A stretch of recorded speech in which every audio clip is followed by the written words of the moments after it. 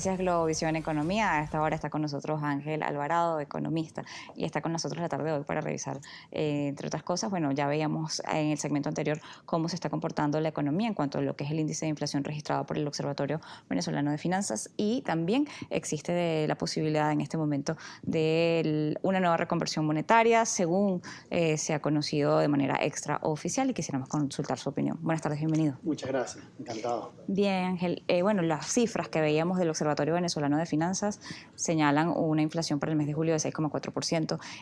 Vemos el índice también en cuanto a lo que tiene que ver por los distintos rubros y el efecto que esto está teniendo en la economía. Veíamos anteriormente a Jesús Farías, presidente de la Comisión de Finanzas, decir que estaba mejorando las condiciones de la economía. ¿Efectivamente está mejorando algo? Sí, bueno, muchas gracias por la invitación, en primer lugar. Desde el Observatorio Venezolano de Finanzas publicamos hoy, casualmente, el índice de variación de precios de junio, que es el más bajo desde que hacemos la medición, que es de 6,4%. Lo más bajo que habíamos registrado era alrededor de 16%. Bueno, 6% es muy alto anualmente, ¿no? Todavía esto es una cifra mensual.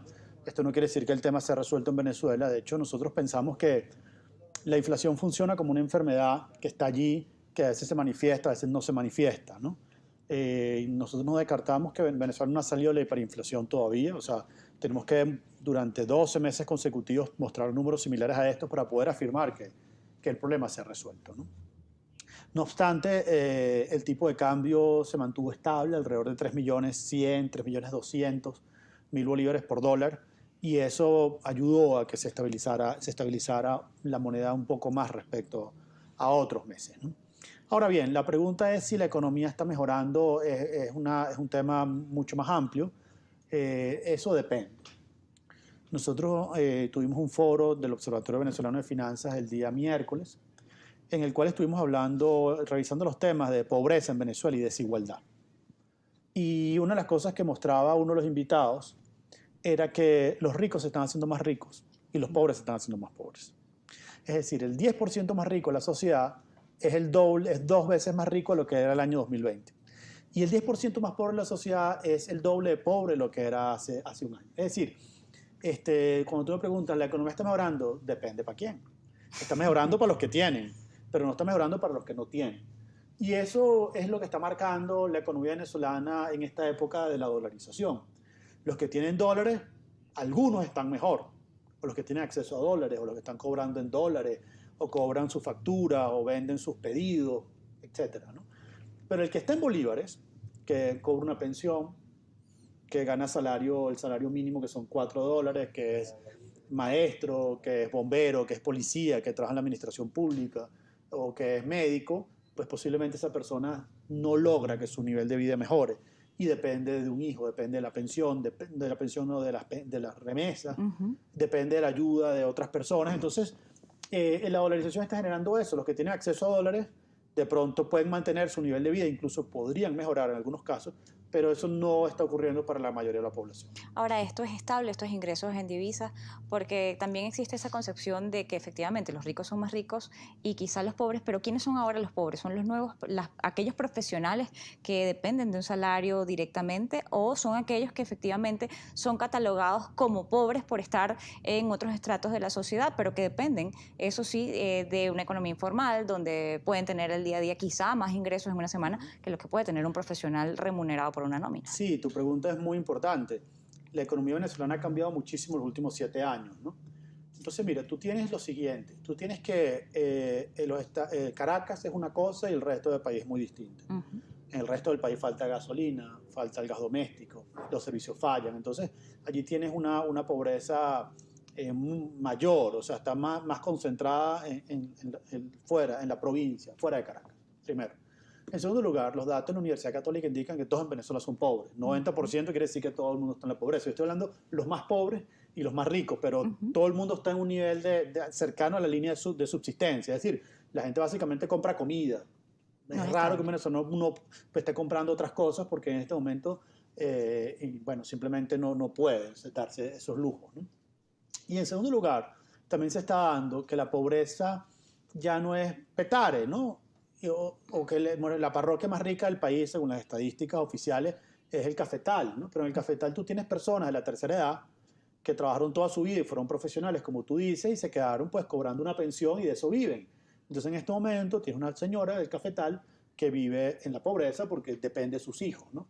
Y tienes de pronto un motorizado en Petare que está haciendo reparte delivery, los llamados delivery, y de pronto está ganando unos $300 mensuales. Entonces la pobreza ahora es distinta, ya la pobreza ahora es por línea de ingreso, no por necesidad básica insatisfecha. Es decir, ya el hecho de que tú vives en una zona de clase media no quiere decir que seas clase media. Efectivamente. Y el hecho de que vives en una zona popular no quiere decir que estés por debajo de la línea de pobreza. Eso está cambiando rápidamente en Venezuela, pero en general tienes que solo un pequeño grupo la economía está mejorando y para la gran mayoría de los venezolanos la situación no solo no es mejor, sino que es peor. Ahora, ese pequeño grupo, ese 10% o ese 8%, ¿realmente está ingresándole tanto dinero como para mover la economía de una forma? ¿O vemos economía moverse porque estamos satisfaciendo simplemente necesidades importantes como comer o quizás sentarnos en algún lugar a ver? ¿O hemos visto obras, construcciones en la capital del país por recursos que no pudieron salir Sí. por el tema de la inflación de todo lo que tiene que ver con las Sí, sanciones? el Me lo COVID. responde al regreso de la pausa. Ya volvemos. Continuamos en Noticias Globovisión Economía. Estamos conversando con Ángel Alvarado, él es economista. Le dejo una consulta antes de irnos a la pausa y es el tema que tiene que ver con efectivamente si ese 10% o ese 8% que esté teniendo en este momento grandes ingresos, si realmente tiene capacidad de mover la economía para el progreso o simplemente lo está haciendo en términos muy puntuales en cuanto a lo que es consumo de alimentos, quizás en las construcciones de algunas obras porque recursos que no han podido salir del país y si eso nos va a dejar o no algo bueno para el país. Sí, buena pregunta, ¿no? Pareciera que lo que estamos viendo es una mejora en el consumo, lo cual puede mejorar la calidad de vida de las personas alrededor de ese consumo. El motorizado, el chef, el mesonero, el alquiler del local. Pero la economía venezolana, el modelo venezolano es un modelo basado en la producción petrolera. Y aquí lo que estamos viendo entonces son personas que han desahorrado, están gastando ahorros, pero a veces no están generando nuevos ingresos. ¿Okay? Eso es un primer punto. En segundo lugar, el COVID ha hecho que muchas personas que normalmente viajaban y gastaban ese dinero en turismo lo han tenido que gastar dentro de Venezuela. Por ejemplo, el consumo de bienes de lujo, bueno, yo no tengo datos así fuertes, pero había un repunte en algunos bienes de lujo que están mejorando el consumo. Ahora bien, eso no es desarrollo económico, ¿no? Desarrollo económico es que, como tú bien dices, haya más escuelas, los maestros estén bien remunerados, las universidades estén investigando, generando nuevos productos, nuevas patentes, ¿no? Que tengamos nuevas fábricas, por ejemplo, con industria, pues revelaba hace poco sus números de capacidad ociosa y sigue siendo escandalosa la capacidad ociosa, es decir, las empresas no están funcionando a su plena capacidad, están lejos ni siquiera de la mitad de su plena capacidad. Así que es una recuperación, no se puede hablar de una recuperación todavía, se requiere pues mucho más, ¿no? De hecho, el escenario que nosotros estamos manejando es que este año la economía podría generar un crecimiento de 2, 4%, ¿no? Pero cuando has caído 70%, 40%, bueno, te mantienes en el lecho marino todavía. Entonces, para que la economía mejore para todos, se requiere que la producción petrolera se eleve por niveles superiores a 2 millones, se requiere que la capacidad ociosa se reduzca al 70, 80%, se requiere mucho más de lo que tenemos actualmente. Yo veo que hay una voluntad de quienes en este momento ejercen el poder de tratar de ir a un nuevo modelo, pero eso requiere sobre todo generación de confianza y son tantos años de destrucción de esa confianza que eso no se recupera de la noche a la mañana. Así que hay que dar muestras más claras, un programa integral, todavía no se tiene un programa integral, la dolarización va para adelante, va para atrás y eso el sistema financiero pues sigue siendo inexistente, no hay manera de endeudarse para invertir. Entonces todavía hace falta un programa integral que no se tiene y ese programa integral pasa por resolver el tema monetario, es decir, que tengas cuál es la moneda, cómo me endeudo en esa moneda y cómo consigo financiamiento. Hablando de eso, que se haga consultarle el tema de la posibilidad de una reconversión monetaria. Sería la tercera en el país en muy corto tiempo. Y si esto podría solventar alguna cosa o por el contrario va a ser un gasto más para la nación que no tiene ningún sentido. Bueno, cuando hicieron la 2018 yo decía que tú no puedes hacer una reconversión en medio de una hiperinflación, porque al cabo de unos meses esa moneda ya le vas a tener que agregar cero. De hecho, esos billetes de 2018 duraron como 6 meses. O sea, a los 6 meses ya no servían ni para pagar la camionetica del transporte público. Fíjate tú, una conversión en 2007, 2018 y ya 3 años después, 3 años después ya estamos haciendo una nueva reconversión. Tenemos que estabilizar la moneda y luego hacer la reconversión monetaria, no antes, no al revés.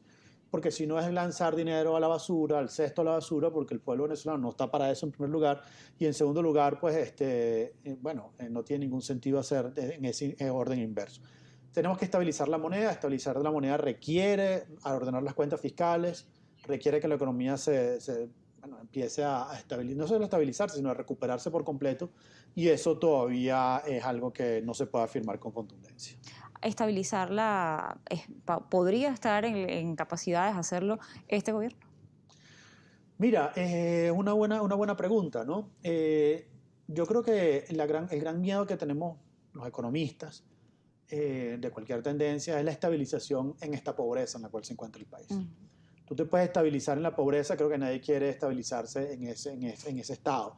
Y en este momento eso pareciera ser la apuesta, ¿no? Un país que produce medio millón de barriles de petróleo, 1 millón de barriles, un ingreso del salario del trabajador que está en $4, el salario mínimo.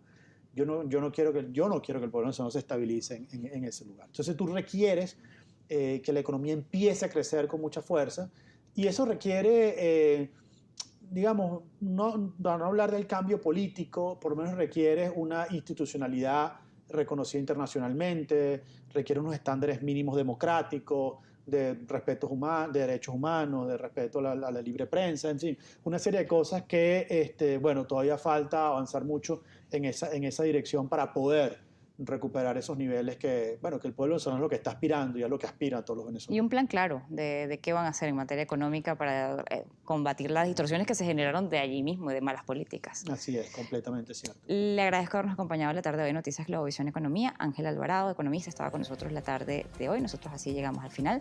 Recuerde que usted nos puede ubicar en nuestras redes sociales como @Globovisión en todas nuestras cuentas. También nos va a ubicar en nuestras cuentas personales como GB-.